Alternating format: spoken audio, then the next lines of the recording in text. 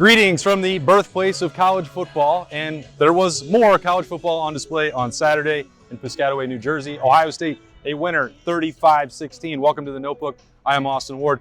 See the expansive post-game press conference room out here. Jordan Hancock wrapping up. Kyle McCord over here. Escaped a little bit because the Ryan Day room is pretty cramped, but here maybe we'll grab Jordan Hancock, walk into the bus for a bit. He makes the play that really turns the game around. A pick six off of a deflection from Josh Proctor. Proctor got injured on that play. He didn't come back. He said he got knocked out a bit, a head injury. It's what he called it. He wanted to come back in the game. He talked afterwards. Jordan, can we grab? I mean, what is it? You can walk to the bus. We'll go with you. This defense keeps answering the bell, and it feels to me like you've become indispensable. And you don't have to pat yourself on the back, but I'm watching you on one play blitzing. The next play, you're in coverage in the red zone. You get the pick six. Is there something that you cannot do for this secondary? Shoot, I just play whatever they put me as, man. For real, Coach Noah's having a lot of trust in me to play multiple positions, and I'm just thankful for the opportunity. When I asked you about this a few weeks ago, and you were like, well, I think people forgot that Ohio State wanted me to come play in the nickel in the first place. Like that was, I don't even remember, like, what were we calling the position at that time? Was that a bullet they wanted you to play? Was that the conversation? Right? Yeah, something like that. And that's gone. Now it's just the Jordan Hancock spot. But when you guys get through, tell me how you feel after 2 weeks of road trips. Ryan Day was talking about the wear and tear. Yeah. I'm sure you guys are ready to get a weekend back at home, and two of them. Yeah, we had to go on the road, hostile environment in Wisconsin. Good team over there at Rutgers, they really turned the program around. Now we get to go back home, night game, so feel good about it. What's the best thing to eat after a game? I like ice cream. They got ice cream on the airport, so. You get to load up on the ice cream. Yes, all right, sir. some sweets. All right, you deserved it. Great game. Congratulations. Kyle, why do you have such a huge backpack? What do you need in there? Because I don't want to carry like a duffel bag. I got to change of clothes, a pair of slides, computer, all that. Too much schoolwork? Come on. Computer on the road? You're here to play I football. had to do homework last night. What were we studying last night? Sports, communication, and media. Oh, well, you're doing your homework right now. Yeah, exactly. Congrats on the win. Hey. All right, here's the check-in, right? The local favorite. What is that? Just what it's called? The local favorite? We got a lot of pizza. I don't think this week that Berm is going to turn down the extra food that is left behind. That is my prediction. Paul Keels, another great call in the books. So the Buckeyes are 9-0. We jumped in with a couple interviews right there. We'll start diving in to this game, which felt a little weird. It's another week where Ohio State can, or we can evaluate however you want. The first half was pretty weird, gross, unusual. You call it whatever you want. Ohio State trailed on the road 9-7 to Rutgers. Had a chance to put a stamp on that game maybe in the first half and did not. 2-minute drive.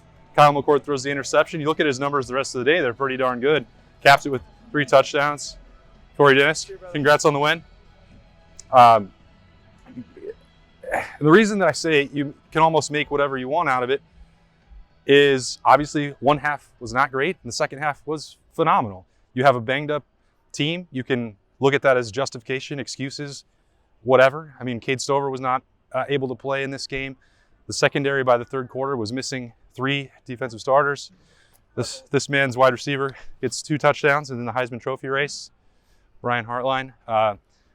And then another, just the way Rutgers tried to defend Ohio State, playing, some high looks and bracketing Marvin Harrison to limit his effectiveness. Like, it was difficult for them to find that traction. Rutgers had a good plan.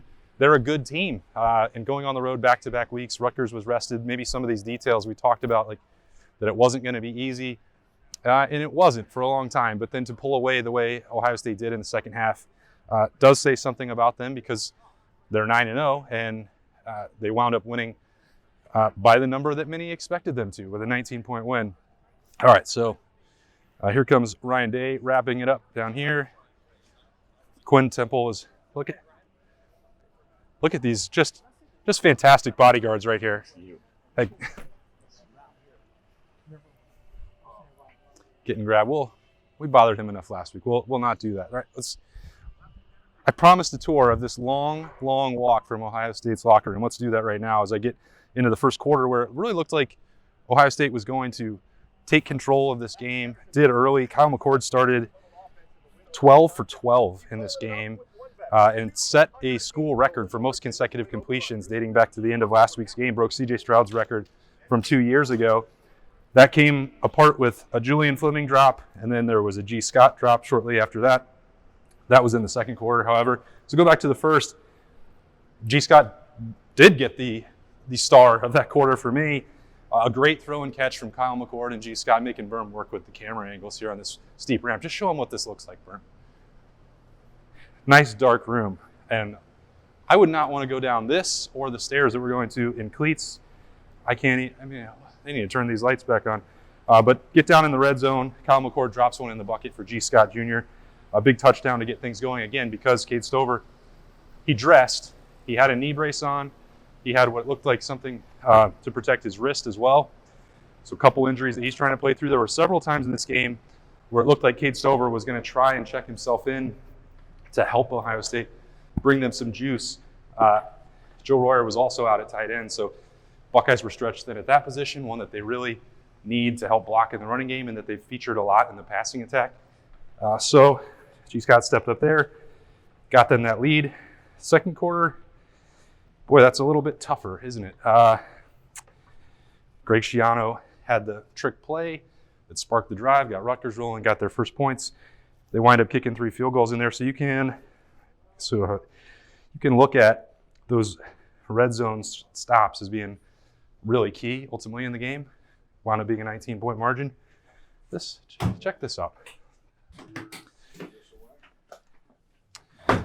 Do you think that this room comfortably held 40 Ohio State media members? Audience, I can tell you it did not. So at the risk of doing this for back-to-back quarters, Jordan Hancock, which I mentioned as we were walking out there, really key, a drive right before halftime, comes on a blitz to force one incompletion. Next snap, he's dropping into coverage, no room for a completion. Buckeyes get the stop, only down 9-7 going to the locker room. I mean, with Denzel Burke out, we don't know the specifics of that. With Lathan Ransom out for probably at least one more week, maybe 2. We'll see. We don't know for sure the length of that. Ohio State's still trying to figure out when they might have him back. They know it's not a season ending. And then Josh Proctor, when he gets the injury there in the third quarter, you're talking about a team that is really looking for new options. So Malik Hartford stepped up in there, but Jordan Hancock off the deflection. Third quarter was huge, but how about Travion Henderson there in the second half? The difference is undeniable for the Buckeyes offensively now that he's back. Emeka Egbuka was back, didn't have his most productive day. I think you can chalk that up to some of the way Rutgers was trying to play to take away Ohio State's passing attack, again, which they did a good job of that. But Trey, especially the 65-yarder, which set up the first touchdown to Marvin Harrison Jr.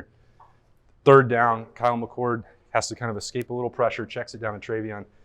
The change of direction, crossing the field, the acceleration, the vision, a lot of the things that maybe we've talked about, hey, Travion could do this better. It's not been that elite. When he's been banged up, that has certainly impacted it. You see him now at full strength and full speed.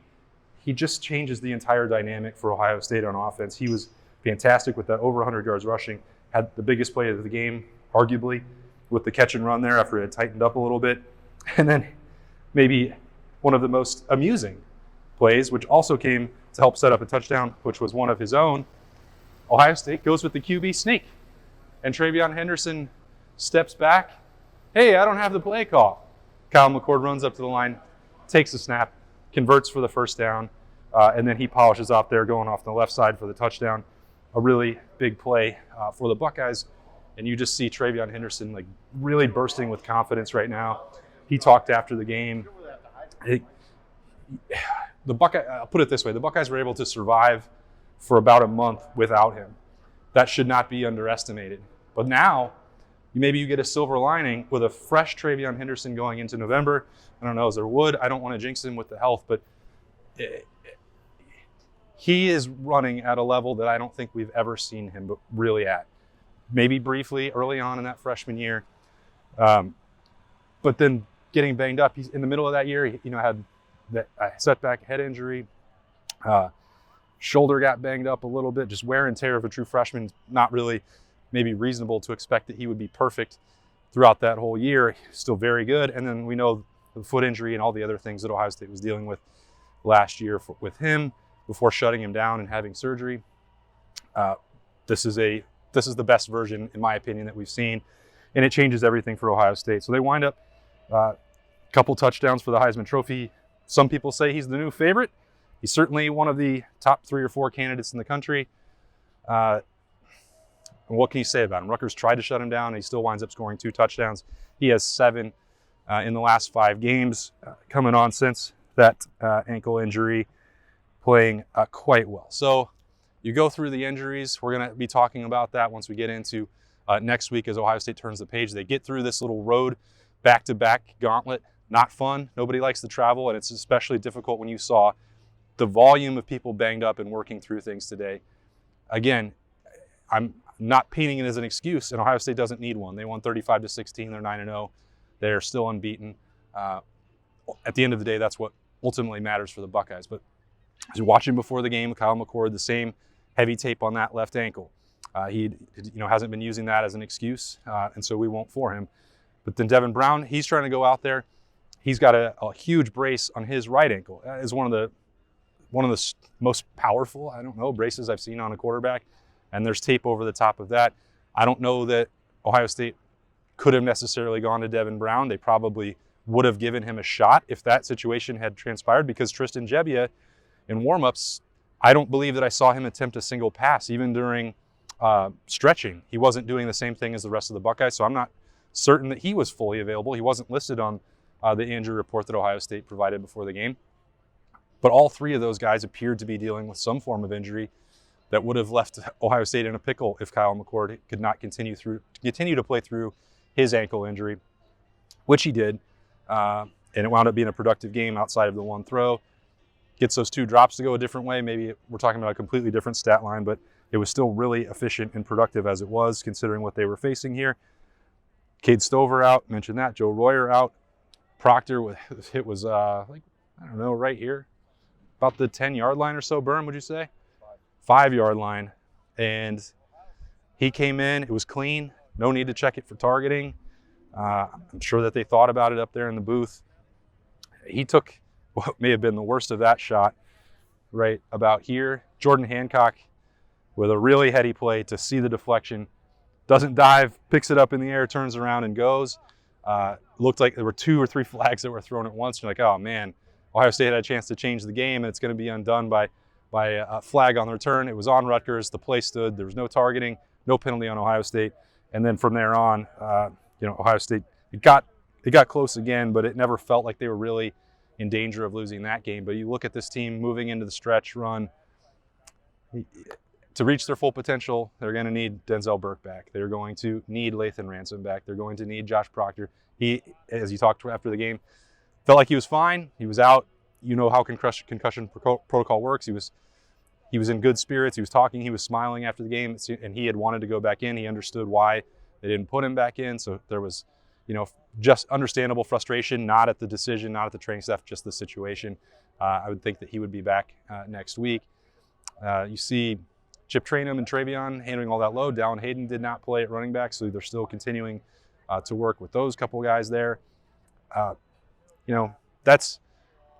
understand if people get tired of hearing about the injuries, but you just look at this, and I think to put the full performance into perspective and the way that they were trying to navigate through some of that stuff on offense, I think it helps. If not, I don't know, maybe I won't talk about it as much next week on the notebook, but I did today to wrap up Ohio State's 35-16 win at SHI Stadium. I don't know what SHI is, but congrats to them for putting their name on this big, shiny video board down here. Hey, that's it for the road coverage until the final week of the regular season. Back-to-back home games for Ohio State, Michigan State, and Minnesota, which sounds as if for the second it's likely to be a 3:30 kickoff on BTN. That would be my prediction. based on what we're hearing around here. And it was suggested that Ohio State has to play a conference game on BTN this year, so that's the only option left for the Buckeyes. So you might be able to pencil that one in if you're trying to make plans for the week before the game. But for the first week of November, we're going to call it in here in Piscataway, New Jersey. Ohio State is 9-0. They win 35-16 over the Rutgers Scarlet Knights. Thanks for joining us for the Notebook. We'll be back again with that next week. And we'll have Sunday Blitz later on with Zach Boren to continue breaking this down as we move forward and put a bow on win number 9 for the Buckeyes. Thanks again. See ya.